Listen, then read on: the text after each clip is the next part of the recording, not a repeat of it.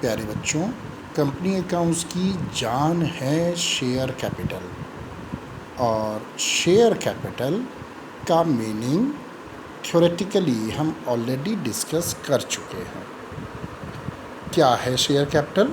Capital of a firm divided into equal value of units, that is share capital. बेटा दो word से बना है, शेयर प्लस कैपिटल, यानी कंपनी की कैपिटल शेयर्स में डिवाइड होगी। Company, if it's a public company, will invite public for subscription of shares, and those who subscribe those shares will be known as shareholder, and amount collected therefrom will be treated as share capital। मेरा बेटा ध्यान से देखें, share capital को जो classify करने का तरीका होता है, कंपनी बैलेंस शीट में है। और अपनी अंडरस्टैंडिंग के लिए अगर हम देखें तो हमारी शेयर कैपिटल की सबसे पहली अप्रोच होगी ऑथोराइज्ड कैपिटल, सेम जो कि एमओए के, याद है ना, मेमोरेंडम ऑफ एसोसिएशन के कैपिटल क्लॉज में गिवन होती थी। इसी को हम रजिस्टर्ड कैपिटल, नॉमिनल कैपिटल या ओरिजिनल कैपिटल भी बोलते हैं, क्योंकि कंपनी इससे ज़्यादा कैपिटल कलेक्ट करने की हकदार नहीं होती है। अब रजिस्ट्रेशन तो कंपनी का हो गया, लेकिन भाई बिजनेस चलाने के लिए पैसे भी तो चाहिए, और पैसे कहाँ से आएंगे? शेयर से। तो हमने अब वो शेयर पब्लिक को ऑफ़र किए, तो जो शेयर ऑफ़र किए वो हो गए issued capital. What is issued capital? Number of shares offered to public for subscription. और बेटा जितने शेयर हमने नहीं ऑफ़र किए वो हो गए अनइशूड कैपिटल।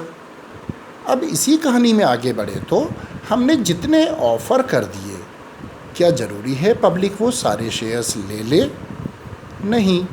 तो फिर जितने शेयर्स पब्लिक ने लिए वो हो गए सब्सक्राइब्ड कैपिटल, और जितने नहीं लिए वो हो गए अनसब्सक्राइब्ड कैपिटल।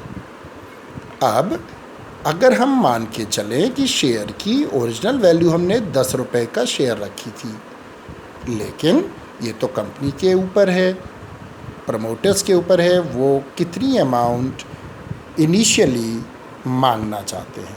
और इनिशियली लगा कि 6 रुपये में ही काम चल जाएगा, तो 6 रुपये हुई कॉल्ड अप कैपिटल और बाकी 4 रुपये अनकॉल्ड कैपिटल। बेटा अनकॉल्ड कैपिटल का ही एक हिस्सा रिज़र्व करके रखा जा सकता है, जिसे हम बोलेंगे reserve capital. Remember, this is not to be called throughout the life of company except liquidation. ये एओए में प्रोविज़न करके रखना पड़ेगा। तो जितने मांग लिए वो कॉल्ड, जितने नहीं मांगे वो अनकॉल्ड। अगर आपने एक हिस्सा पेंडिंग रख लिया है तो reserve capital, otherwise uncalled capital आप बाद में रिक्वायर्ड होने पे मांग सकते हो। अब आपने पब्लिक से पैसे मांगे, क्या ज़रूरी है सारे शेयर होल्डर टाइमली और कहते ही पैसे भेज दें? हो भी सकता है और नहीं भी। अगर सबने पैसे दे दिए तो that will be treated as fully paid, और अगर नहीं दिए तो कहलाएगा पार्टली पेड। अगर हमने कम पैसे मांगे हैं तो कहलाएगा कॉल्ड एंड पार्टली पेड। अब बेटा जितने पैसे नहीं मिले वो कहलाएंगे अनपेड कैपिटल। तो नेचुरल बात है, कॉल्ड में से अनपेड माइनस कर दो, जो आएगा वो पेड अप।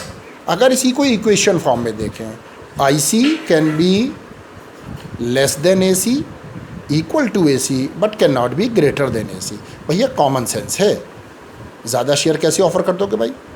ठीक ऐसे ही subscribe capital can be less than IC, can be equal to IC, but can not be more than IC. हाँ, कभी अगर एप्लीकेशन ज़्यादा आ गई तो वापस करी जाएंगी, जो अगले टॉपिक में हम देखेंगे। Called up capital may be equal to SC, may be less than SC, but cannot be greater than SC. And same way, paid up capital. So what is paid up capital? Called up minus unpaid call, that is calls in arrear. याद रखें, uncalled capital और unpaid capital में difference है. Unpaid मांगा पर नहीं मिला, uncalled अभी मांगा ही नहीं है.